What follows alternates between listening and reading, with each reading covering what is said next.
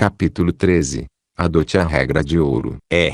Chegamos ao 13º princípio da realização individual. A regra de ouro. Princípio no qual quase todos dizem acreditar, mas poucos praticam. Creio que por não entenderem a profunda psicologia subjacente. Muita gente interpreta a regra de ouro não como não faça aos outros o que não gostaria que fizessem a você, mas como faça aos outros, e faça bastante, antes que eles façam a você. É claro que a interpretação errônea dessa grande regra de conduta humana só pode trazer resultados negativos. Os verdadeiros benefícios da regra de ouro não são para aqueles em cujo favor ela é aplicada, mas se revertem a quem aplica a regra na forma de uma consciência fortalecida, paz mental e outros atributos de uma personalidade sólida, fatores que atraem tudo de mais desejado na vida, incluindo amizades duradouras e fortuna. Para obter o máximo da regra de ouro, ela deve ser combinada com o princípio de ir além,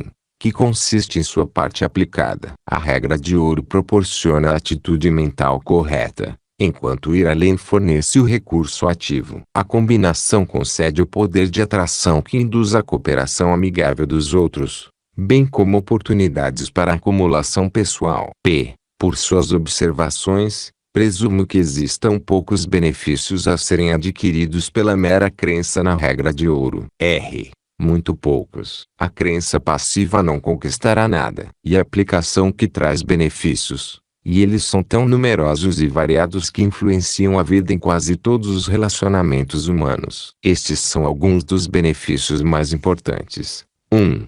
A aplicação da regra de ouro abre a mente para a orientação da inteligência infinita por meio da fé. 2. Desenvolve a autossuficiência graças a um relacionamento melhor com a própria consciência. 3. Constrói um caráter sólido o suficiente para suportar momentos de emergência. Desenvolve uma personalidade mais atraente. 4. Atrai a cooperação amigável em todas as relações humanas. 5. Desencoraja a oposição hostil. 6. Traz paz mental e liberta das limitações autoestabelecidas. 7. Cria imunidade contra as formas mais prejudiciais de medo, uma vez que o homem com a consciência limpa raramente teme algo ou alguém. 8. Permite a oração com as mãos limpas e o coração puro. 9. Atrai oportunidades favoráveis para a promoção na sua ocupação, negócio ou profissão. 10. Elimina o desejo de obter algo a troco de nada. 11. Transforma a prestação de serviço útil em uma alegria que não pode ser obtida de nenhuma outra forma. 12. Propicia a reputação de honestidade e negociador justo, base de toda a confiança. 13. Desestimula o caluniador e repreende o ladrão. 14. Transforma as pessoas em uma força do bem pelo exemplo onde quer que entrem em contato com os outros. 15. Desencoraja os instintos básicos de ganância, inveja e vingança e dá asas aos instintos elevados do amor e do companheirismo. 16. Aproxima as pessoas do Criador em virtude da mente serena. 17. Permite reconhecer a alegria de aceitar que todo homem é, e deve ser, protetor de seu irmão. 18. Estabelece uma espiritualidade pessoal mais profunda. Isso não é mera opinião minha. São verdades evidentes cuja solidez é conhecida por todos que vivem de acordo com a regra de ouro no cotidiano. É evidente que a regra de ouro é a base das melhores qualidades do homem e que sua aplicação proporciona uma forte imunidade contra todas as forças destrutivas. É uma boa definição. Ela realmente proporciona imunidade contra muitos dos males que assolam o caminho da humanidade. Mas a imunidade é negativa. Ela proporciona também o poder de atração positivo com o qual pode-se adquirir tudo o que se exige da vida, desde paz mental e entendimento espiritual até as necessidades materiais. Alguns afirmam que gostariam de viver de acordo com a regra de ouro, mas acham impossível, pois aqueles que não vivem tirariam proveito deles facilmente. Qual a sua experiência a respeito? Quando um homem diz que não pode viver de acordo com a regra de ouro sem sofrer danos causados por outros, mostra claramente a falta de entendimento do princípio. Mas esse é um equívoco comum. Se você estudar cuidadosamente os benefícios enumerados da aplicação da regra de ouro, verá que são coisas das quais ninguém pode ser privado. Acredito que esse equívoco decorre da crença de que os benefícios da aplicação da regra de ouro devem vir diretamente das pessoas em cujo favor ela foi aplicada, quando na realidade podem vir de fontes completamente diferentes. Além disso, o mal-entendido pode surgir também da falsa crença de que os benefícios consistem apenas em ganhos materiais. O maior de todos os benefícios obtidos pela aplicação da regra de ouro é aquele que reverte para quem o aplica na forma de harmonia dentro de sua mente, o que leva ao desenvolvimento de um caráter sólido. Não existem bens materiais comparáveis à solidez de caráter, e isso é algo que o indivíduo deve construir por si, por seus pensamentos e ações. O caráter tem um valor real definido. Não é verdade que algumas pessoas tiram proveito de quem aplica a regra de ouro, vendo esse hábito como uma fraqueza a ser explorada em vez de uma virtude a ser recompensada. Sim, alguns fazem isso, mas a porcentagem dos que pensam assim é tão incomparavelmente pequena que se torna insignificante. Segundo a lei das probabilidades, eu arriscaria estimar que, para cada pessoa que se recusa a aplicar a regra de ouro, existem 99 que aplicam. Assim, pela lei das probabilidades, você pode ver que vale a pena ignorar o dano que aquela única pessoa pode causar. Além disso, a lei da compensação entra em ação e, por alguma força estranha da natureza com a qual o homem não está familiarizado, mesmo o dano provocado pela pessoa sem visão é neutralizado pelas outras 99 que não fazem como ela. Emerson fez um relato muito claro sobre isso no ensaio sobre a compensação. Mas é tão pouca gente familiarizada com o ensaio de Emerson ou com a lei da compensação. E muitos dos que estão familiarizados veem-na como mera pregação de um moralista, sem qualquer valor real nos assuntos práticos da vida moderna. Poderia expressar sua opinião quanto à viabilidade da lei da compensação nos assuntos modernos da indústria e dos negócios, de acordo com a sua experiência.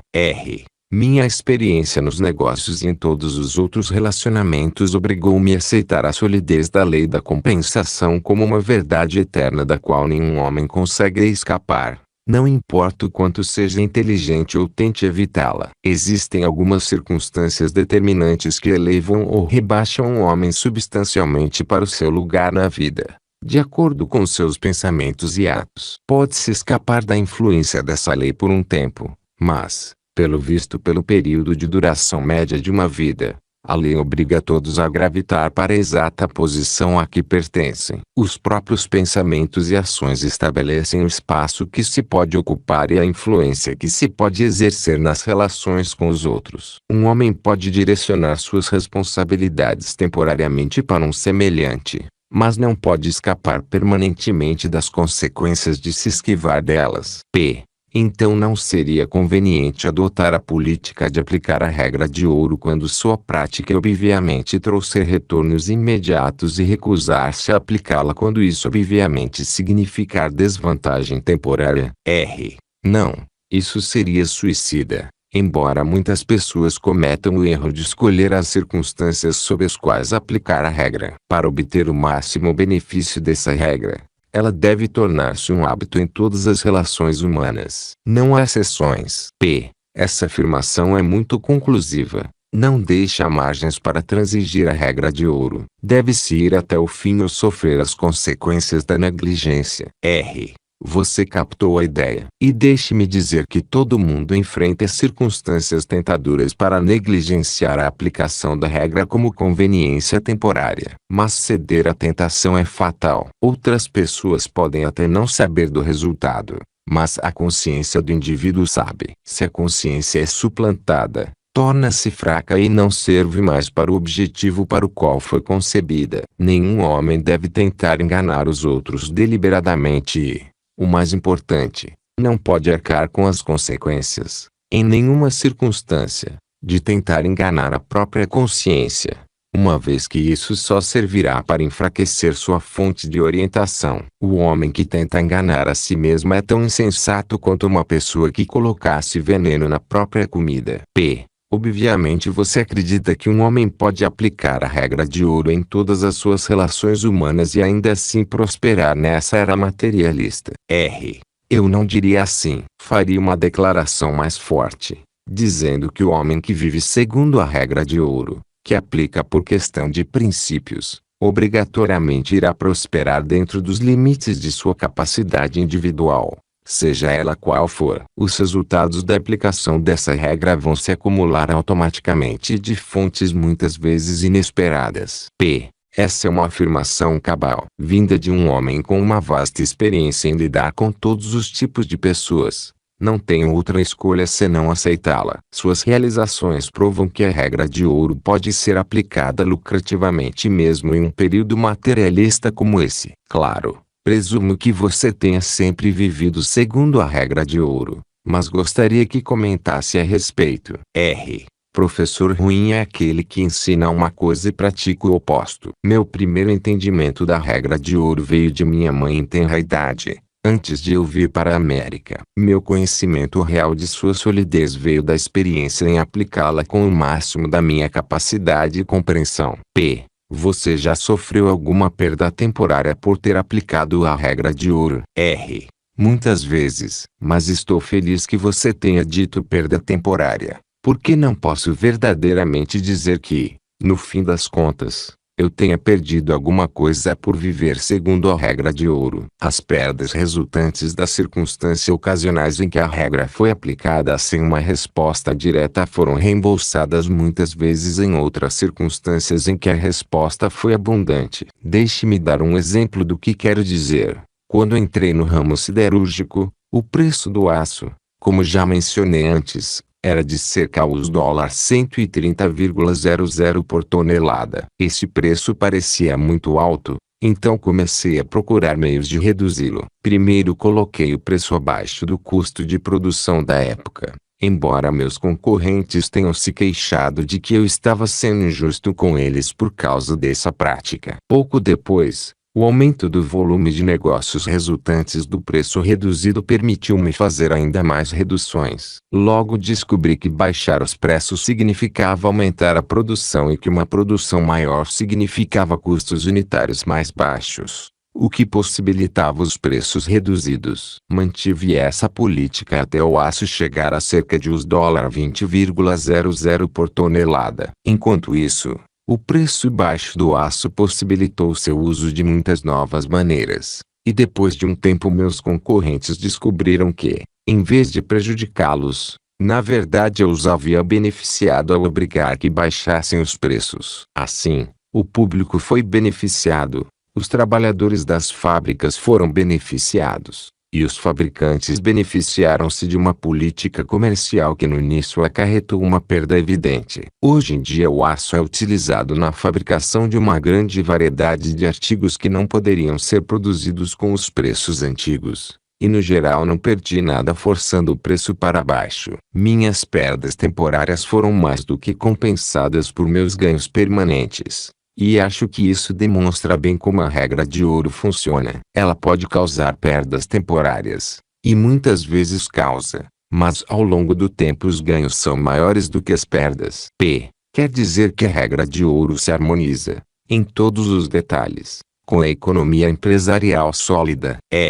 Essa é a ideia. E, se quiser ver como ela funciona, olhe em Henry Ford e observe o que aconteceu com sua empresa. Ele adotou a política de fornecer ao público um carro confiável pelo menor preço com que um automóvel já foi vendido. Ele emprega bons materiais e mão de obra especializada na fabricação do produto, e você pode apostar que o público vai recompensá-lo com seu patrocínio. Não importa quantos concorrentes venham a ter, ele vai prosperar além das expectativas da maioria das pessoas que o criticam. Isso é uma profecia, mas observe e verá com seus olhos que é uma profecia sólida. Ford certamente dominará a indústria automobilística, a não ser que outro fabricante de divisão entre em campo e siga seu exemplo. Nota do autor: essa declaração foi feita em 1909. E todos os estudantes dessa filosofia familiarizados com as surpreendentes realizações de Ford reconheceram a sabedoria do discurso de Andrew Carnegie.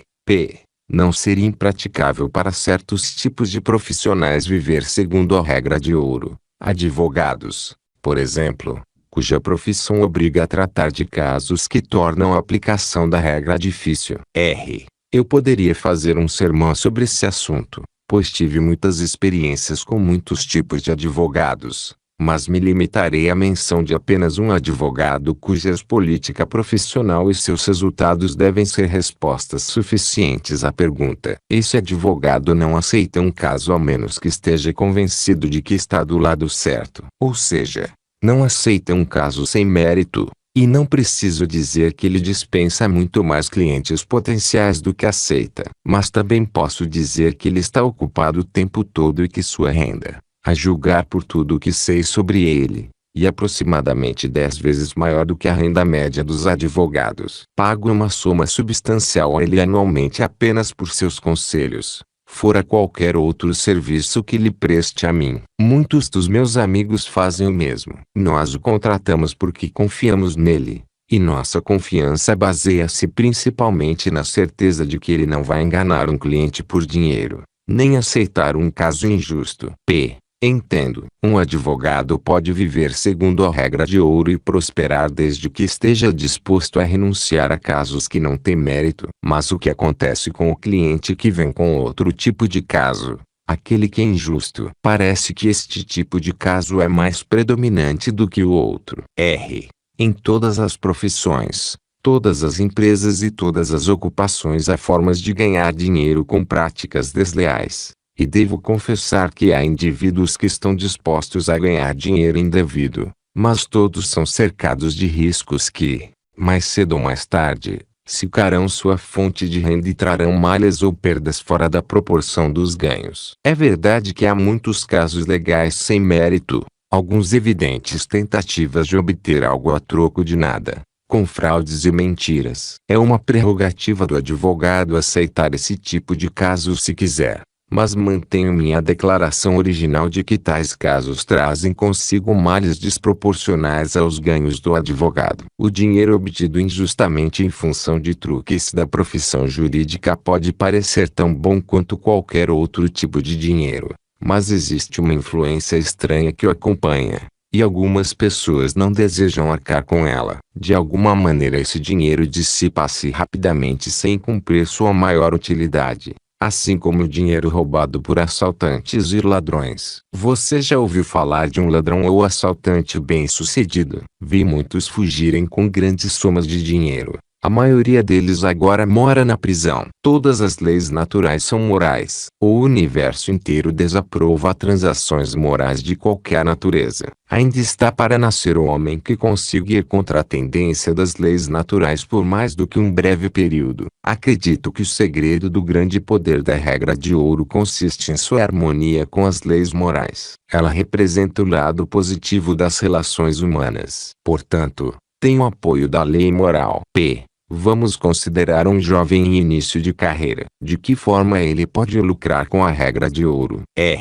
O primeiro elemento crucial para o sucesso em qualquer área é a solidez de caráter. A regra de ouro desenvolve caráter sólido e boa reputação. Talvez você deseje um exemplo mais concreto de como os jovens podem se beneficiar substancialmente pela aplicação da regra de ouro. Por isso vamos combinar os princípios da regra de ouro e o de ir além e ver que resultado teremos. Iremos um passo adiante e adicionaremos a definição de um objetivo principal. Agora temos uma combinação que, se for persistente e sinceramente aplicada, será suficiente para proporcionar mais do que um início ordinário a qualquer jovem.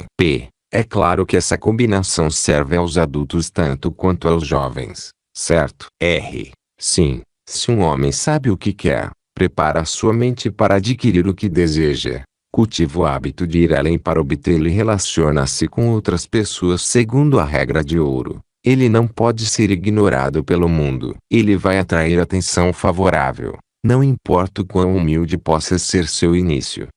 Esses três princípios não seriam uma ótima combinação para aplicar-se na escola ou na faculdade. Na preparação para a vida profissional, não dariam nítida vantagem sobre aqueles que não conseguem aplicá-los.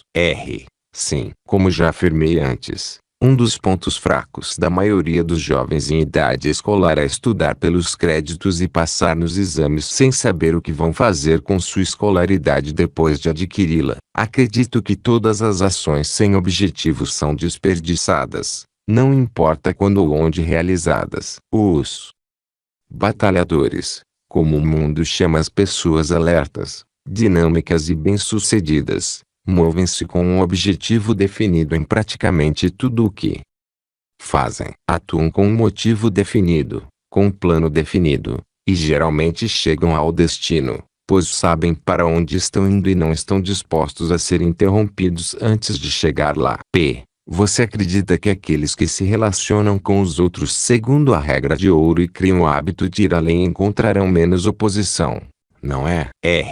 Primeiro, não terão praticamente nenhuma oposição. Pelo contrário, terão a cooperação voluntária e amigável dos outros. Essa tem sido a história dos que vivem segundo essas duas regras. Então podemos dizer que esses dois princípios não apenas servem como um guia moral, mas também limpam o caminho das formas de oposição habituais. Exatamente. Agora devo chamar a atenção para um outro benefício de que se pode desfrutar vivendo segundo esses dois princípios. Ele consiste no fato de que aqueles que assim o fazem no cotidiano, como uma questão de hábito, se destacarão pelo contraste com as pessoas que não os aplicam.